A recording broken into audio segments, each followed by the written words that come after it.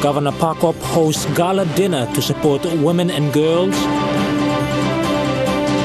Prime Minister says a thank you to New Zealand. And Bulldogs beat Sharks in NRL trial match. This is National EMTV News with Jeremy Mogi. Good evening and welcome to Sunday's news. NCD Governor Powis Pakop hosted a gala dinner last night to raise funds and generate support and awareness towards safety at the workplace for women and girls. The governor's plans for an amaze in Port Moresby was supported by the business community. Special guest speaker was the outgoing Managing Director of Oil Search, Peter Botten. Annette Cora reports. Having had an impressive approval rating since stepping into politics in 2007, the governor has taken a liking with city residents, making this term in Parliament as governor his third. Vocally known for his Active City Amazing Port Moresby program, the governor has taken his interventions to new heights with his yoga and health regimes, active involvement with the unemployed in the settlements, driving his fight against gender violence and human equality. His hosting of the governor's gala ball last night with the business community of Port Moresby was a highlight towards embracing social interventions. Last week, we launched the Active City Development Program.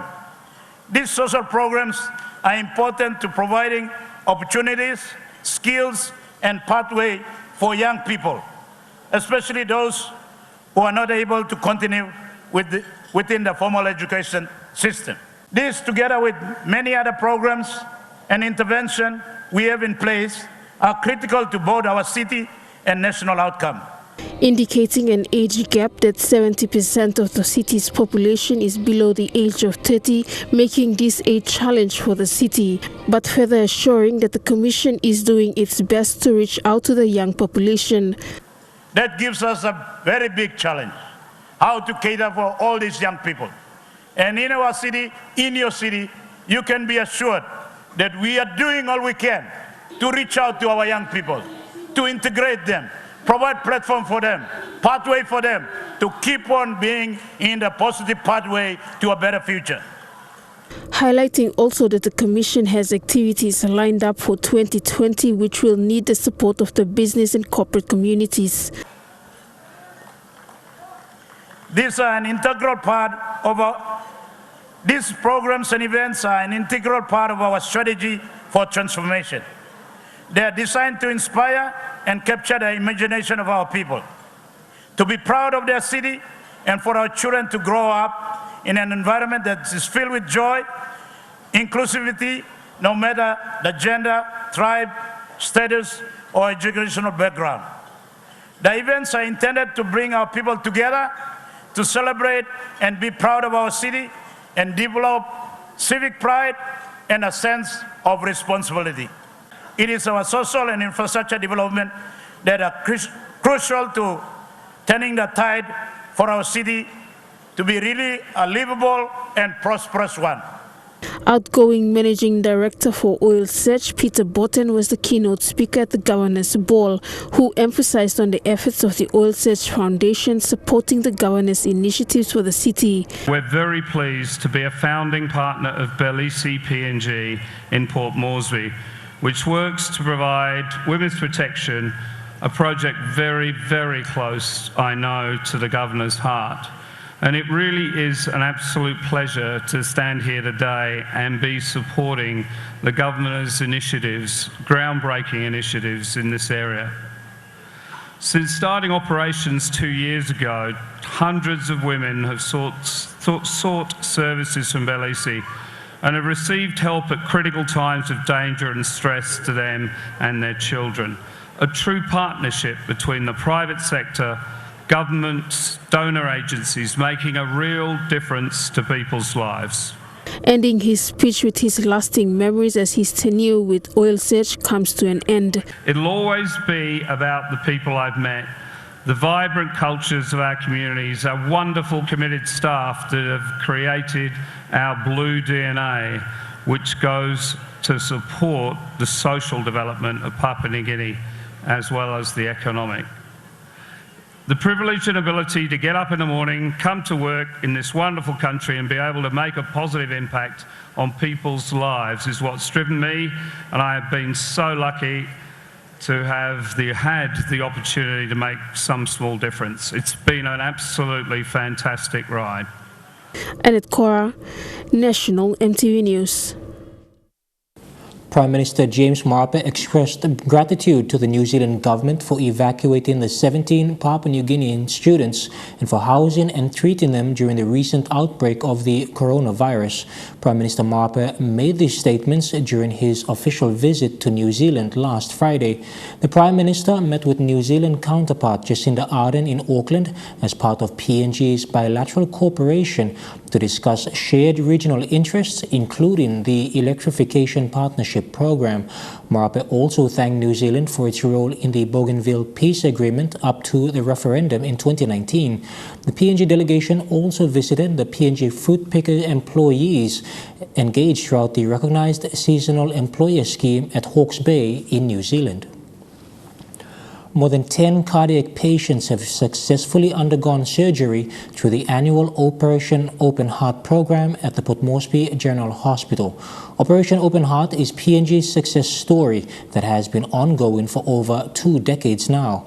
Earlier this week, patients were visited by Operation Open Heart patron and Housing Minister Justin Chachenko, Health and HIV Minister Jelta Wong, and other dignitaries. 13 patients, mostly children below the age of 10, have successfully undergone open heart surgeries. 27 years ago, Operation Open Heart volunteer doctors from Australia came to PNG to begin operating on patients with heart defects.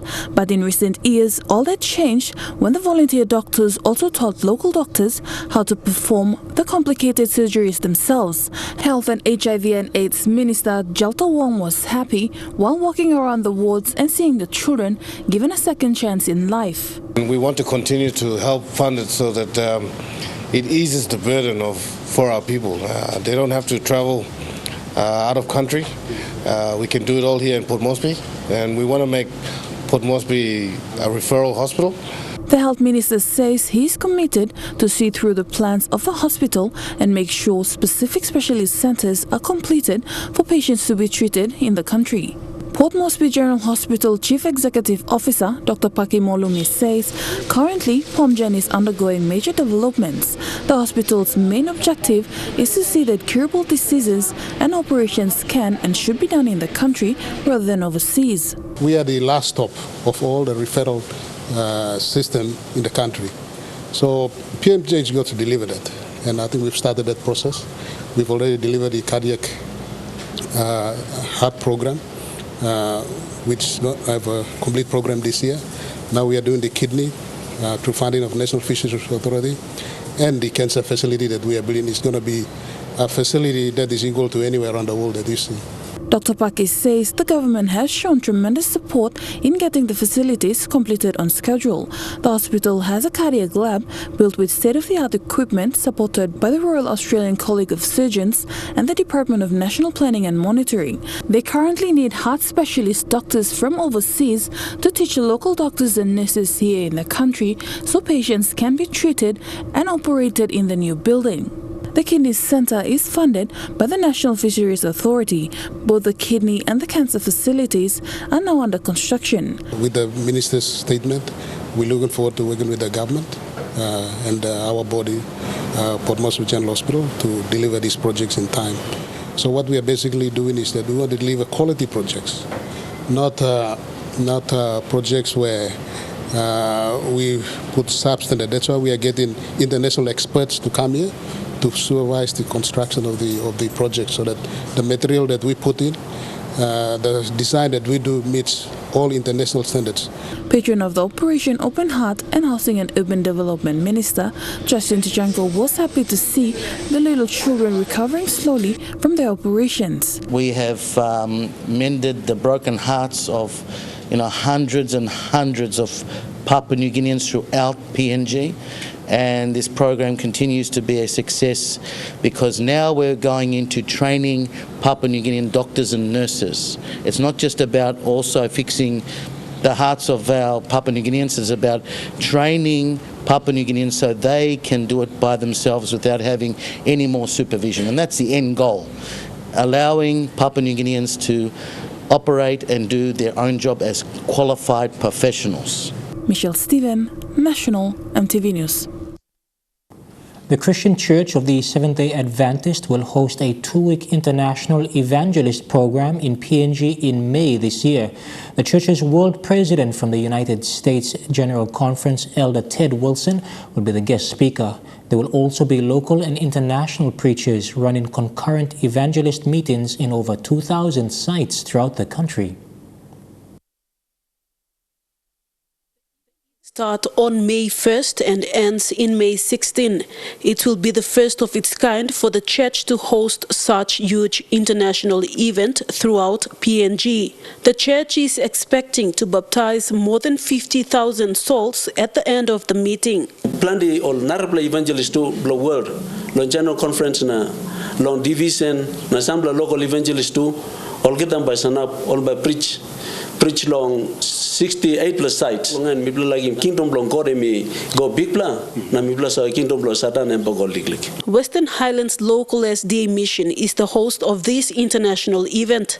The mission covers provinces in Jiwaka, Western Highlands, Enga, Southern Highlands, Hela, some parts of Western and West Sepik provinces. The local mission has been preparing the May 2020 program since 2016. There has been massive cleanathon programs, evangelistic meetings to prepare souls, baptisms and other social and spiritual programs going on. Wherever you are, milega pilo yuosem desla emi opportunity. Sambla time imino garim pastalong area mlimilo arim special message osem. Time workman blongore migam long place you stop longen or village you stop longen or town you stop longen. You can go na send down arim because this la program and belong people belong God regardless of where you come along and one denomination you come along and you can go na arim because by changing life you na making you by you look sours there is better life than just roaming around. The local mission will be using radio and digital platforms during the 2 weeks May event to share the gospel to the unreached population. One of my coverage you can also get onto 107.5 long RM. We are also in negotiation with other radio stations long kisim message go out to everyone around the country. And we will also be using media outlets, social or network or some Facebook, YouTube long, telecasting live program too. Most of the international guest speakers will be coming from USA, including other parts of the world. Vasinata Yama, National EMTV News, Mount Hagen. This is EMTV National News. We'll be back with more after the break.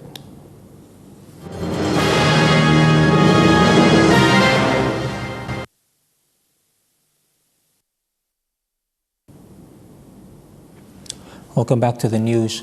Treasurer Ian Ling Stuckey says the country's debt stands at 28 billion kina. The Treasurer says the Marape Stephen government has applied for 3.8 billion, of which 20% will go toward repaying to decrease the debt levels.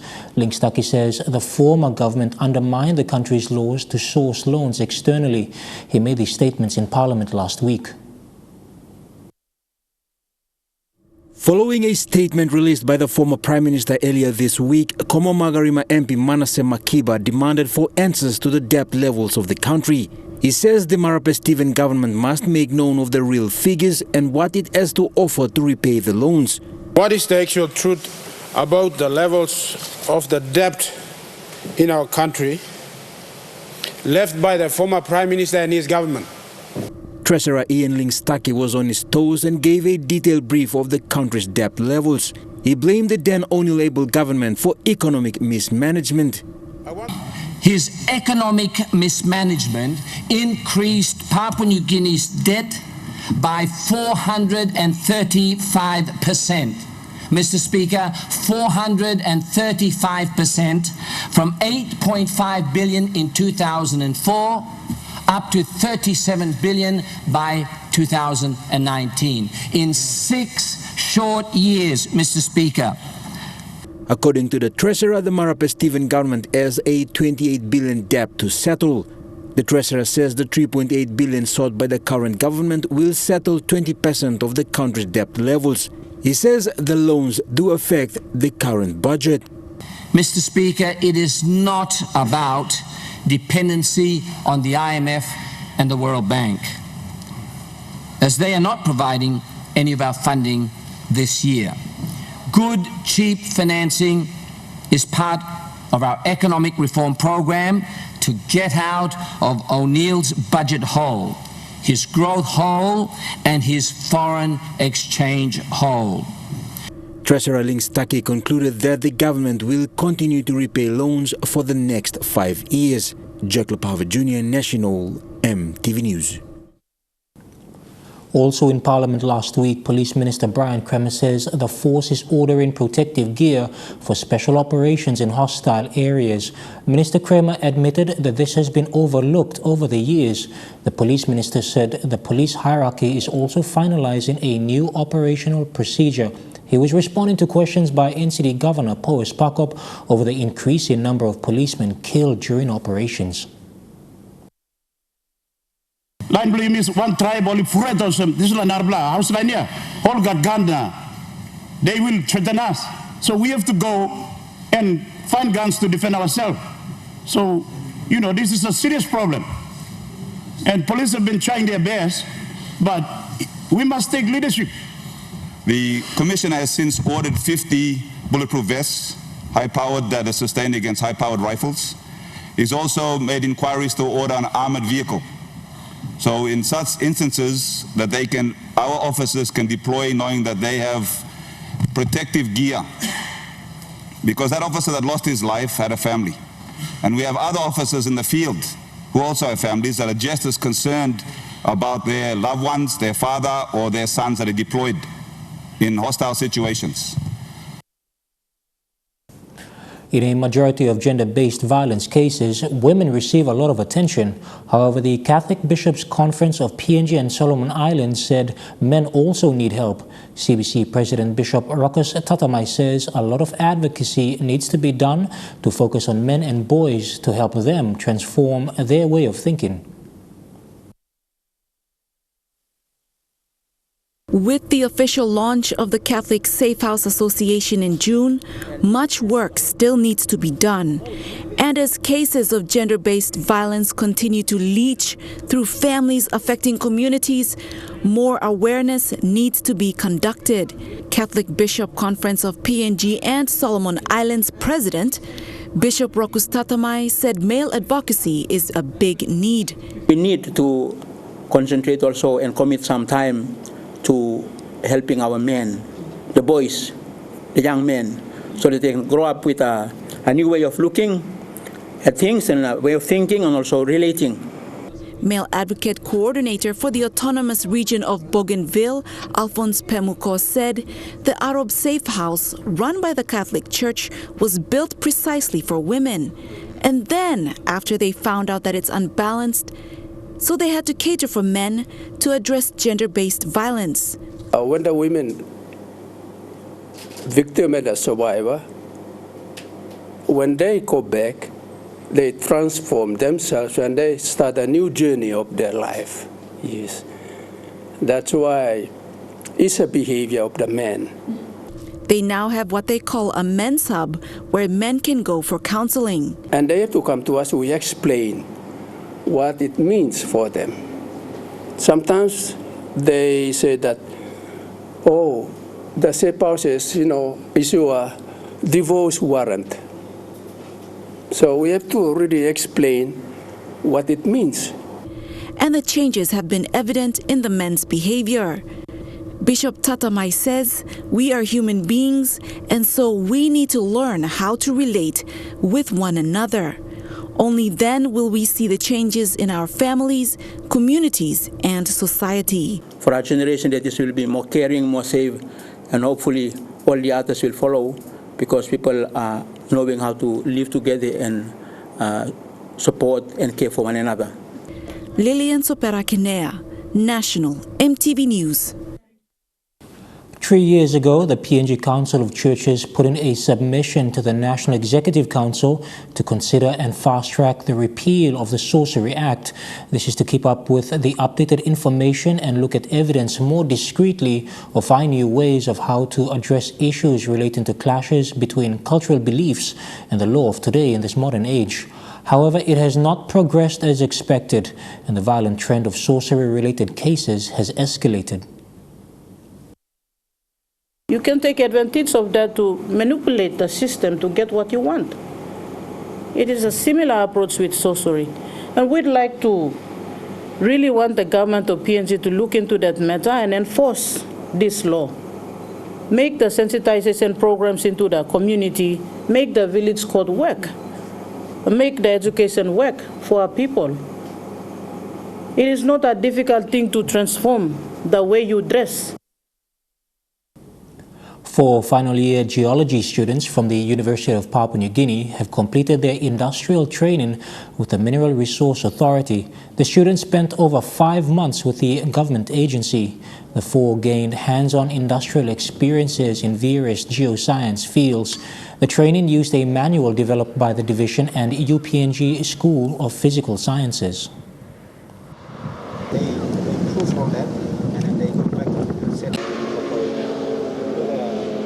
We were able to go out in the field and to get the data and to come back and process them and put them together. So it exposed us to many different equipments or ways that they do the survey. Being attached with MRE, I was privileged enough to be involved with the different fields in geology, to do practical stuff and also theory. So yes, I am thankful for that. You're with National EMTV News, stories making headlines overseas when we come back.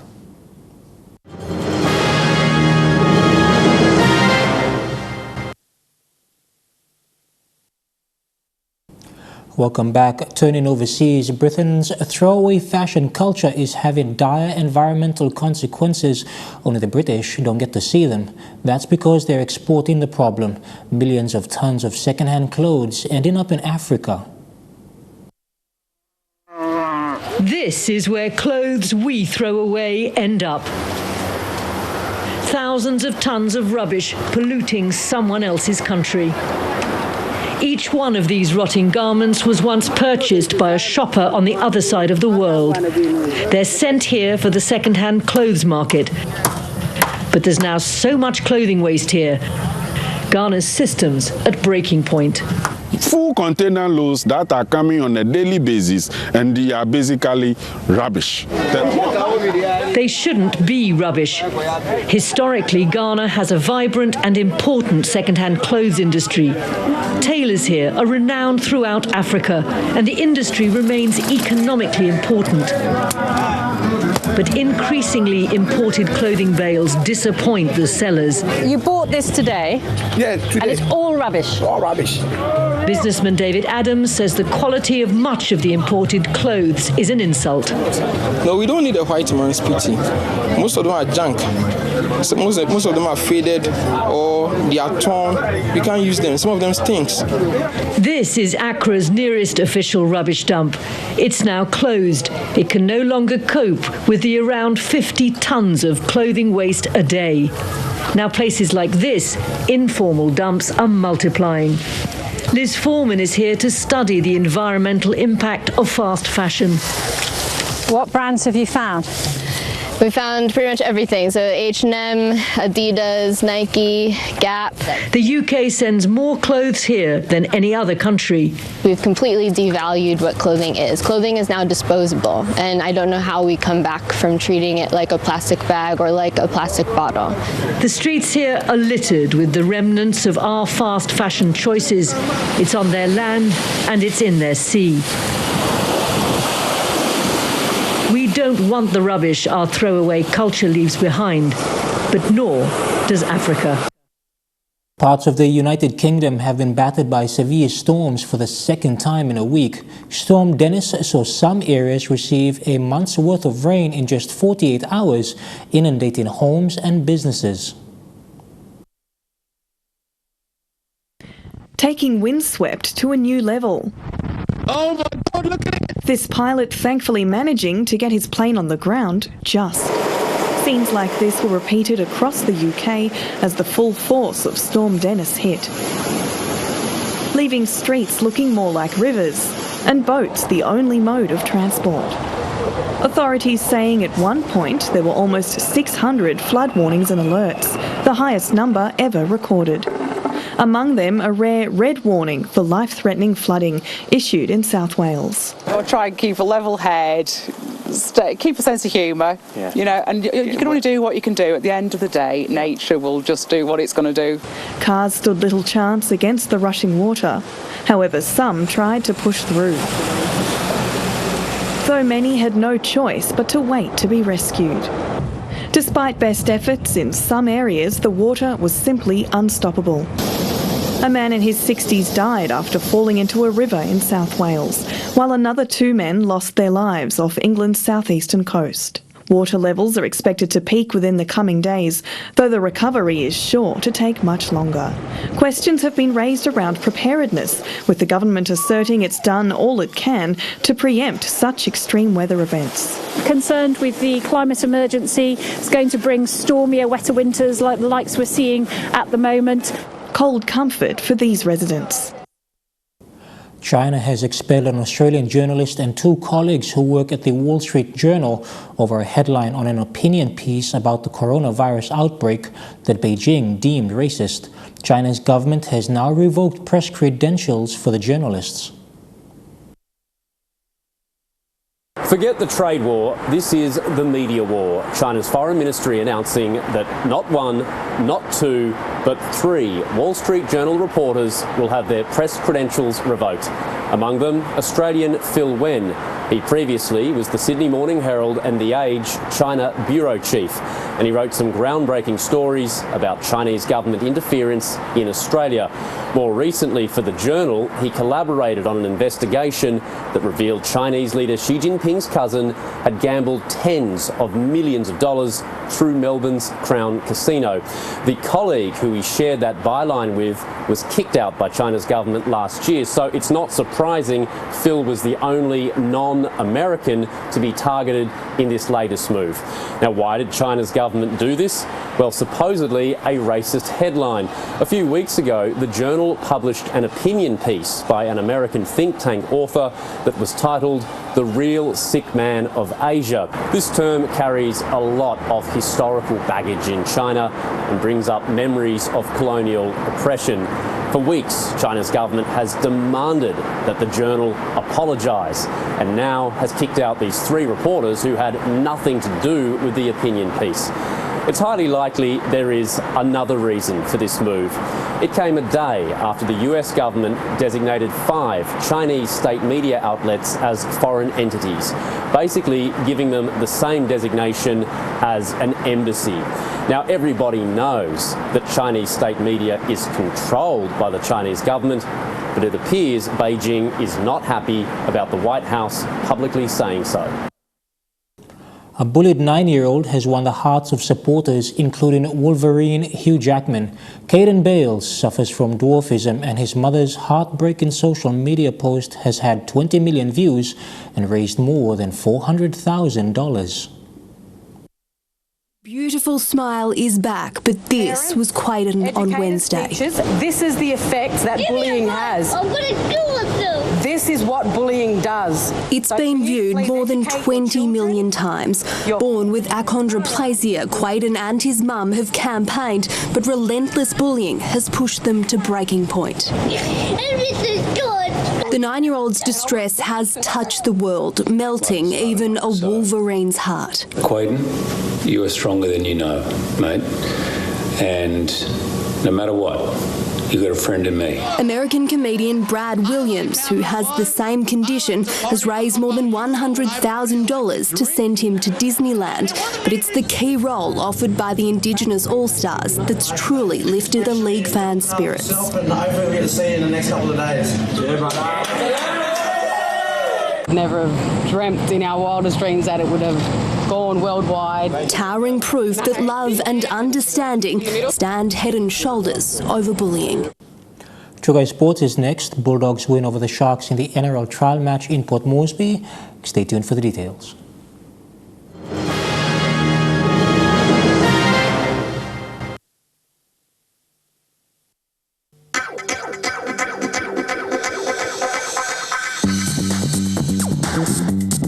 True Sports.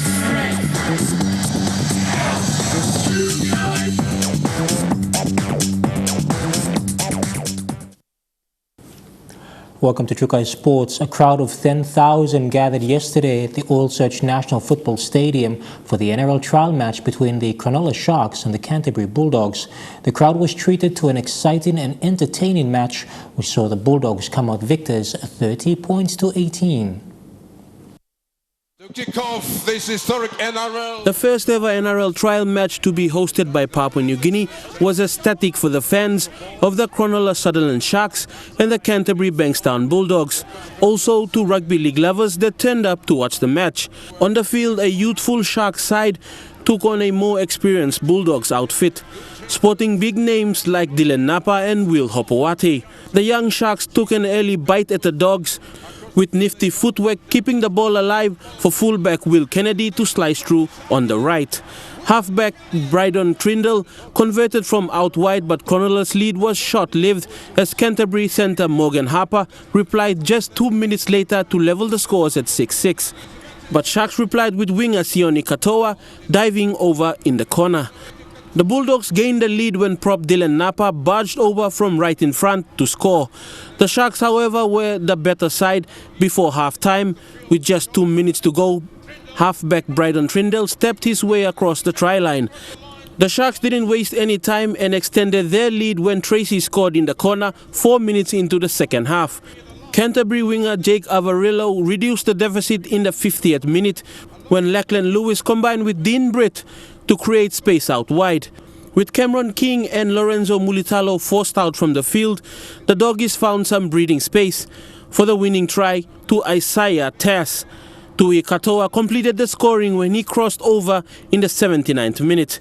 The match ended with the Bulldogs coming out victorious, 30 points to 18. The trial match proved to be a big test for the Bulldogs, with Dogs coach Dean Pay pretty humble with the win. We sort of turned the ball over a little bit. Probably, our discipline wasn't where it needed to be. So I think penalties were 9-2 at half time. So, but I thought Cronulla, had a ton of energy and held the ball well and done really well. So, but for us, I thought, the second half we sort of held the ball a little bit more. So that was pleasing towards the end.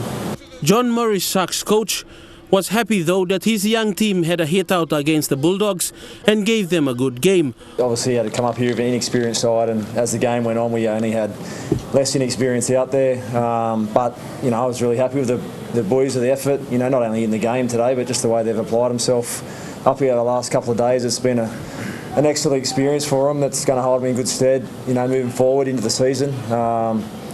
Like Dean, I think there's, this time of year there's always going to be errors, and unfortunately it was a pretty high penalty count tonight, so hopefully both clubs can fix that up. I think it ended up 17 or 18 penalties for the game. So Bulldogs captain on the night, Aidan Tolman, said the game itself was the icing on the cake after all their community engagements. It was the icing on the cake to a couple of great days, flying in, the experience of that, going to the schools, going to the War Memorial yesterday. I've had a great couple of days, a big couple of days out in the community, and there's a lot of things that all our players will take from. A lot of young guys that haven't had NRL experience, NRL trial experience before, so they'll take a lot out of these couple of days and moving forward in their careers. So thank you very much. Felix Sukina National, EMTV Sports. True Sport continues after the break. Stay with us.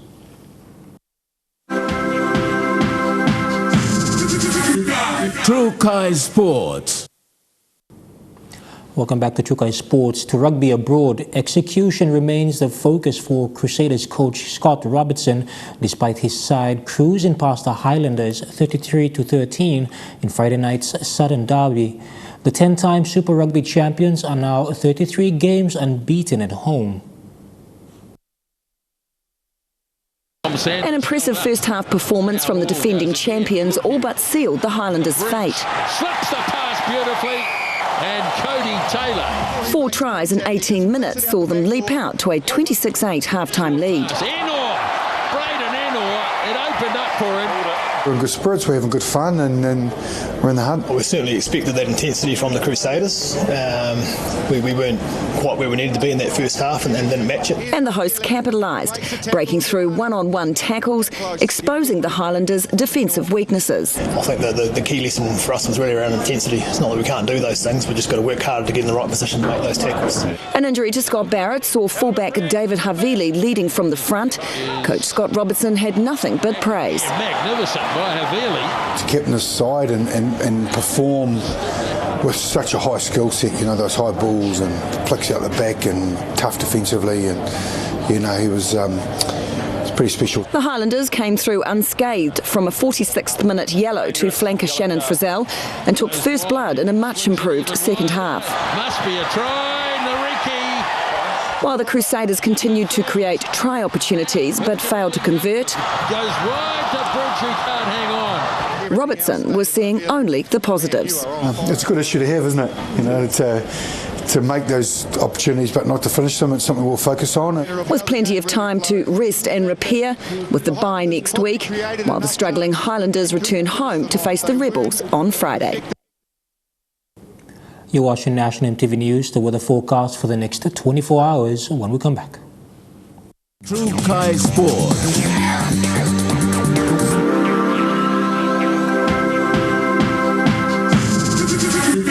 Trukai Sports.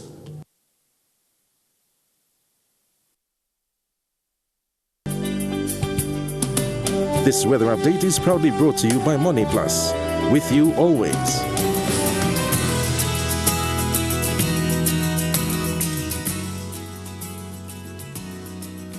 Weather forecast for tonight and tomorrow in the southern region: Port Moresby, Kerema and Alotau, fine though partly cloudy. Daru, occasional showers and drizzles, then cloudy morning. Popondetta, cloudy with light showers and drizzles. Over to the Mamasa region, in Lae, partly cloudy with morning rain showers and drizzles. Madang, cloudy with occasional morning rain showers. Uep, fine to partly cloudy with a chance of morning rain drizzles. Vanimo, fine to partly cloudy. Over in the New Guinea Islands region, Lorengau will be fine throughout. Kavieng, mostly fine. Kimbe, Kokopo and Rabao, fine although partly cloudy. Buka, cloudy with morning rain showers. And finally, in the Highlands region, across all centres, occasional rain showers and thunderstorms, then morning fog.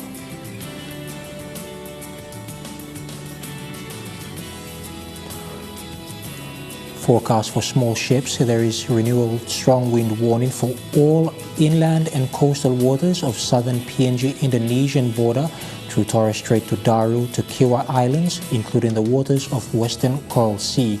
Strong wind warnings: strong northwest winds of 25 to 33 knots are expected to continue for the next 24 hours, causing rough seas.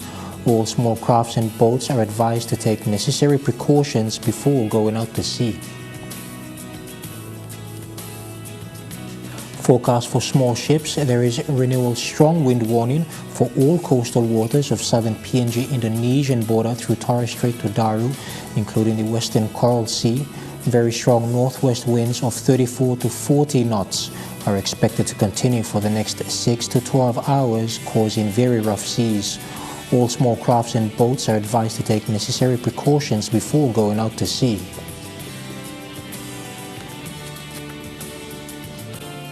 Forecast for small crafts for the next 24 hours. Waters of southern PNG Indonesian border through Torres Strait and Daru to Kiwa Island to Kerema, seas 2.0 to 3.0 meters. Waters of Yule Island to Hood Point, Arama Coast to Summer Island, with waters of Summer Island to Cape Vogel to Finschhafen, with waters of Manus and its western group of islands, and with waters of New Island, East and West New Britain and Bougainville, seas 0.5 to 1.3 meters. Eastern and Western Milne Bay Islands, seas 0.3 to 1.3 meters. Waters of Finschhafen through Vitius and Dampier Straits to CRC Islands to Long Island, seas 0.5 to 1.5 meters. Waters of Long Island to Karkar Island, Madang to Bogia to Wewak, to Aitape to Vanimo to northern PNG Indonesian border, seas 1.0 to 1.5 meters.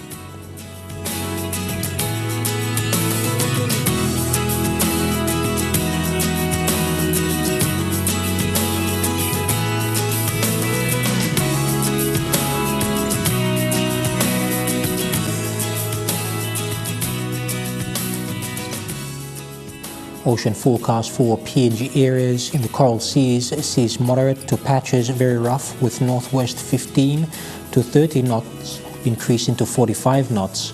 In the Solomon Seas, seas smooth to slight with southwest to northwest winds at 5 to 10 knots. Bismarck Seas, seas slight to moderate with northwest winds at 10 to 20 knots. Pacific Ocean, seas slight with west tending to northwest winds at 10 to 15 knots.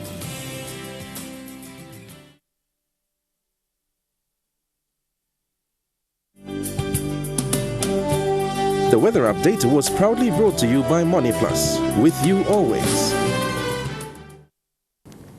That's the way it is this Sunday, the 23rd of February 2020. From the news team, pleasant viewing. Good night.